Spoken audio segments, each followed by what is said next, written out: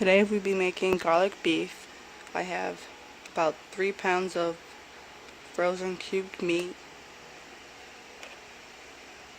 Right here I got 2 cups of broth, 5 teaspoons of fresh garlic, 2 teaspoons of garlic powder, and 1 teaspoon of onion powder. I'm going to pour the mixture over the meat.